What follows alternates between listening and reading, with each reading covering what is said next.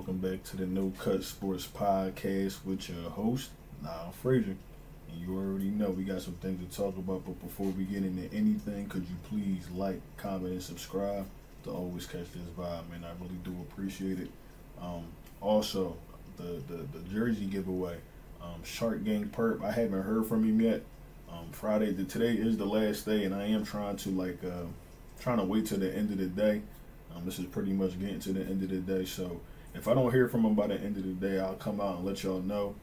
Everybody that has subscribed to the channel so far, or up until this point, if your channel is public, you will be entered into this. You will be re-entered or entered into this upcoming jersey giveaway. If I don't hear back from this my man today, but like I said, like I said, if I don't hear from him, everybody up until this point, y'all will be re-entered into the contest, and we're gonna see who's gonna win, man. I'm trying to give away a free jersey. You ain't even gotta do nothing. Just subscribe to the channel. So we really do. Well, I do appreciate it. So, but let's get into what we need to get into, man. Excuse me, allergies acting up, man. But let's get into what we need to get into. So, as y'all know, yesterday they had the press conferences for the coordinators. Kind of a little bit overdue. But Vic Fangio went, Kellen Moore, and it was Michael Clay. So we'll start off with my thoughts about what I took from it. And first thing I will say about Vic Fangio is he's not, it's like he's not taking any nonsense. You feel what I'm saying? So he's expecting a lot from these players, the young and the old. They spoke about a couple different things. A couple things that really stuck out to me was when he talked about the scheming, knowing different schemes, even if they're not using them from week to week, but still knowing different schemes just in case if something was to happen, week 3, week 4, you can have that recollection and go back, you know what I mean, and be able to get that from your mental memory bank. So I really do like that because a lot of coaches don't like to adapt their schemes to the players that are on the team. I know they went out here and he said he had influence and the players that they did choose on the defensive side of the ball, which is fine with me because he is the architect of this defense, so he needs the players to be able to execute it. So I don't mind that, and they are really good players. Quinyon Mitchell, Cooper DeJean, but but he spoke about having even harder practices, maybe more intense practices. Because you're only going to be as good as you play. Good as you practice, excuse me.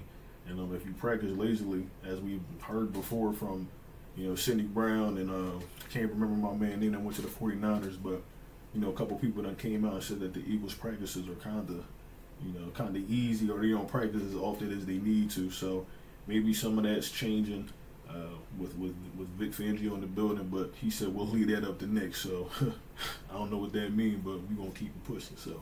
My thing is, he also spoke about, which was interesting. This was interesting to me. It wasn't interesting, but just Zach Bond moving from the outside to the inside linebacker position. He thinks he can, he's versatile enough to play both.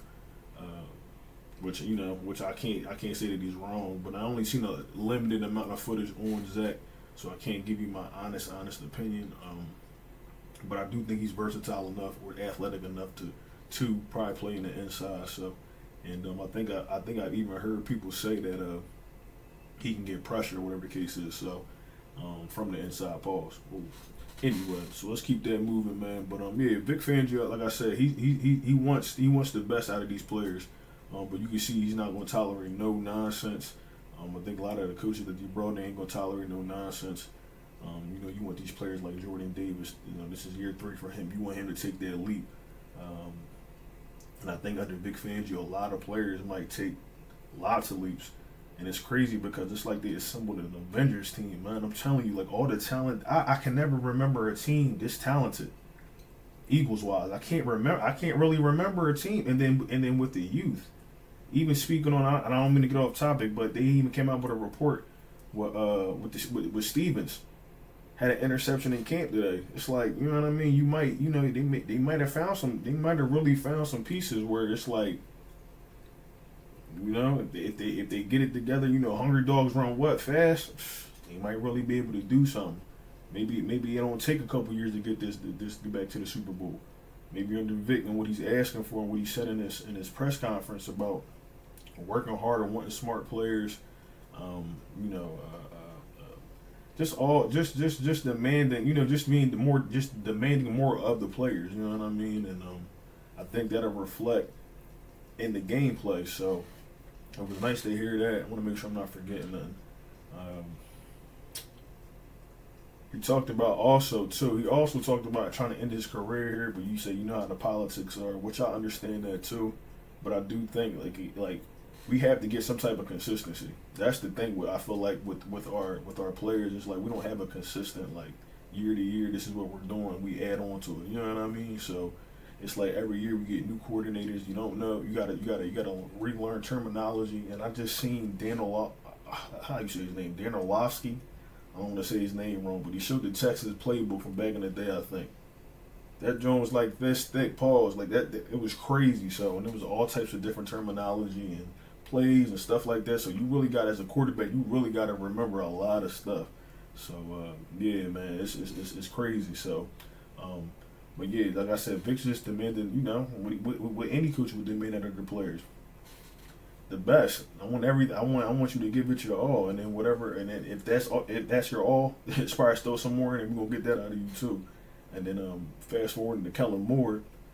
Kellen Moore really, not too many people, you know, excited about Kellen Moore. I don't think, but I'm excited for Kellen Moore. I'm excited for Vic Fangio because I feel like both of these guys both have proven systems to where they rank stat wise. They rank in the like it's up in the top 10. At least I think it's top 5 for Kellen Moore, and Vic Fangio floats within that top 10 sometimes from year to year. It depends, but depending on the team he's with. But Scooby. But yeah, Kellen Moore, I feel as though he's going to be able to apply so much. Because I felt like with Jalen Hurts, and people talked about whatever you want to call it, but I hear other people talking about Jalen Hurts being a bad quarterback. Now, 2022, nobody was saying that when he's making all these crazy passes and stuff like that. But at the same time, he had help. He had help on the line. He had motion. He had the RPO. He had all this stuff from Shane Steichen that he didn't have this year. And Kellen Moore even spoke on that, talking about implementing more motion because it helps you gather information from the defense. You feel what I'm saying? And then you make your defense question, like, what are you about to do? What are you trying to do? How are you trying to attack me? So if he can gather more information, Jalen Hurts, I'm speaking of, I think we will see a 2022 version, if not even better, working with the new QB coach and Kellen Moore, and then figuring out, you know, the strengths of these players. Because that's something else I meant to say about Vic Fangio. I did say that, but you know what I mean. Playing to the strength of these players is what I'm trying to get at. Because just because you have a scheme and stuff like that, you got players with certain abilities and certain talents that you know can be utilized. Opposed to doing what they did last year and not even utilizing like DeAndre Swift in the passing game. I don't want to get too far off the topic. So, Kellen Moore, you can tell he's an X and O guy, man. They talking about blending some of the stuff from last year into this year. I don't know how I feel about that because we know what happened last time. People had their hands on the defense or hands on the whatever gameplay. Vic Fangio spoke about that because he said a lot of people, somebody asked him, a lot of people had their hands on stuff that they didn't need to be touching on. You know what I mean? So it is what it is. You know, the year is over, but I think the control for both of these guys has increased. I will say I don't think Nick Sirianni has as much control as he did last year. I know he's still the head coach. I don't want to say nothing bad about Nick, but I think they needed to bring, and that's fine too, because like I said, there's nothing wrong with being wrong. If Nick understands that he can't do the play calling or you know whatever it is, and they can bring Kellen Moore and they can make all this work, and they can get us to a Super Bowl and we win, I could care less, man. To be honest with you, because like we all are upset, and I will say this, man, because I said it too. We all were upset with Nick Sirianni. Yes, me too. I'm not gonna lie. I'm a grown man. I ain't gonna lie to y'all. Plus, it's on tape. I'm not gonna lie to y'all. We get mad. You know what I mean? We fans. Like, I'm just a fan that make a podcast. You feel what I'm saying? So, but I try to be respectful to people because, you know, we all make mistakes. You know what I'm saying? So what I'm saying to you is this. I'm not, and I seen WIP talk about should you wipe Nick Sirianni's slate clean. I mean, you can't wipe the slate clean because we already know what you done did. You know what I'm saying? But my thing is this: you can correct it. He can correct it. My thing is, I don't know what the Eagles got in place, but it, like I said, I'll say this: if we do go left, I feel like they got certain people in place. They can bring up and make the head coach. I'll say that. If you feel what I'm putting down, but my thing is this: I feel like Nick Sirianni bring a certain element to the players. You know what I mean? That rah. That just what you see on. When we watching the game, we get excited. We be, at least me, I be screaming and all that, like flipping out, cut. All types of stuff. So I think he bring that element. But when it comes to the gameplay, calling plays, I feel like Kellen Moore will be better at that. Vic Fangio, of course, will be way better at this. So I feel like if everybody just does their job the way that they need to do their job, I see there being no problem going into this season. Like I said, I feel like Kellen Moore is going to be able to stress defenses week in and week out. Pause. That sounds so crazy, but you understand what I'm saying. Because he's going to. Because how do you guard this team? How do you guard them? Like you got Saquon. It's crazy. You got Saquon. Like what? Saquon Barkley, Jalen Hurts, 3 wide receivers. If they make a Nye Smith the wide receiver 3 or whoever they, you know what I mean? Dallas, but then don't forget you got Albert O, CJ Osama, whoever they put in there for the tight end. Like that's crazy week in and week out. How do you guard everybody? It's hard. You can't, man. I'm telling you. So we gonna see what he do, but I do have faith in what the guys are talking about. Michael Clay as well. They spoke about, because I see a lot of people didn't talk about what Michael Clay was talking about. So I figured I'd put him in there. But Michael Clay, I feel like because last year we really was talking about, well, at least I was like, man, he ain't really been showing nothing. But like I said, I'm a grown man. I was wrong. He got it right this year. You see what I'm saying? You see how we do that? That's what we need more of. I was wrong. Cool. You know what I'm saying? So he made it look like what it needed to look like this year. Or Brenton Covey punt returning and stuff like that. So, but now that they changed the rules, where they got, what is the XFL, if I'm not mistaken, they got the XFL return now. So they had asked him how are you dealing with that? And he said pretty much all the special teams coordinators like a family, you know what I mean? So they all throw ideas, bounce ideas off of each other and things like that from different teams, which I think is cool. Don't give up no tape though, you know what I mean? Because we don't want to give nobody no advantage, no edge on us. But it's just nice that you can do that, you know what I mean? So I feel like they brought a lot of competition in for Brenton Covey too, man. Because it's like Nye Smith can return. It's a couple people. Nye Smith, I don't think they put McPherson back there. No wide receivers, nothing like this. But maybe some of them new running backs that they just acquired. If I'm not, I think Shipley might return too, if I'm not mistaken. So it's a lot of different. It's some competition in that room now. And what else did I have? The right guard position as well on the offensive line is something else that because me and my man was just talking about Trevor Keegan and how I feel like we feel like he could be like, and I've seen other people talk about it too. Like he could be, he could possibly start. But if I'm not mistaken, is it Steen? Steen is the other. I feel like Steen, because he has the experience, I feel like he might get it at first, but they might rotate him out, man. You never know. Stoutland is a mofo, so he'll get you right. He'll get you right where you need to be, so and get you paid as well. So, but I would like to see Steen, to be honest with you, because he's been on the team, and I would like to see, what he pans out to. But my biggest thing is with both of these coaches, I feel like they also said, we already know on the offense, but more or less on the defensive side, and we probably know who's going to start on the defense. My thing is the best players are going to play that I got from Vic Fangio as well. I did want to throw that out there. Like whoever's the best player is going to play because that's how the scheme going to work. You know what I mean? But we got a lot of good players, so a lot of good young players as well. So it's going to be crazy to see, man. But I don't want to hold you up. How long we been? 14. I want to hold you up. I kind of want to throw that Chip Kelly stuff up in there too, man. That's crazy. But it's it's crazy. It's crazy, but at the same time, it's nice that these guys got podcasts now. And you get the inside look on, or the inside knowledge about what was going on during that time, because that really was a Super Bowl team, and the stuff that came out that they were saying about Chip Kelly and their experiences with him.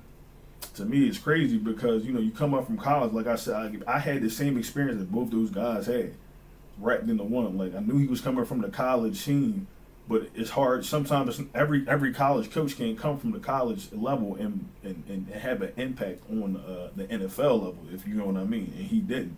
So and then all that stuff coming about them having to take these tests and wear these monitors, sleep monitors, and just stuff like what? Pull your pants up, telling my man to cut his hair, look more presentable. It's it's crazy, man. But yeah, man. Mike Vick crying. Oh, like what? I don't even gonna get into all that. But you can see that Chip Kelly ain't been back in the NFL. If I'm not mistaken, I don't think he's in the NFL, but he might be in the NFL. If I'm not mistaken, is he the coordinator for somebody? I want to say correct me if I'm wrong, but I might be wrong. He might not be in the NFL no more, but I thought he was consultant or something like that last time I heard, and this was recent, like maybe within the last year. So things do change, but I can't remember. Like I said, I'm a little tired today. So, but yeah, man, that's crazy, man. I just if you ain't see that podcast, go watch it. If you was a fan like I was around that time, man, just go watch that joint because it's like. I'm like, why would you get rid of Shady? Why would you break this team up? Michael Vick, bro, when you throwing 80-yard bombs at D-Jack, that's crazy. That's crazy. You break a team up like that. Like, I don't understand, man. Maybe I just don't get it. And then you go out and go get Kiko Alonso. Pause. What? No, bro. So it is what it is, man. But like I said, man, I don't want to hold y'all up. I'm probably gonna make another video over the weekend because I want to get this jersey giveaway going again if my man don't hit me. So please like and subscribe, like I said, to the channel. And like I said, if your channel is public, I'll enter you into the giveaway, and then we'll just go from there. I'll reach out to that person, you can reach out to me, and we can go from there, man. Get you whatever Eagles jersey you want. So also, man, shout out to the content creators, man. Couple people, Smitty and all of them, they shouted me out. I'm supposed to be on a podcast Wednesday, this coming Wednesday. I'm around 7, so look out for that. And then my man Reggie from Bet on Yourself Sports, me and him got a couple things coming real soon. So be on the lookout for that stuff, man. But I just do want to say I do appreciate. Like I said, I only been here like 9 months, 10 months. Got a couple subscribers, man. Nothing crazy. I don't let it get to my head, but I really do appreciate everybody that do view my channel, that subscribes to it, whatever, likes the video, because it do get it out there. Even if you subscribe or not, man, just you viewing is enough for me. So really do appreciate it. Like I said, and like I said, just stay tuned, man. We're just gonna get bigger and better. But with that being said, man, it's Nine from No Cut Sports Podcast. You already know. Go Birds, baby. I'ma holler at y'all. Y'all have a good weekend and be safe. You already know.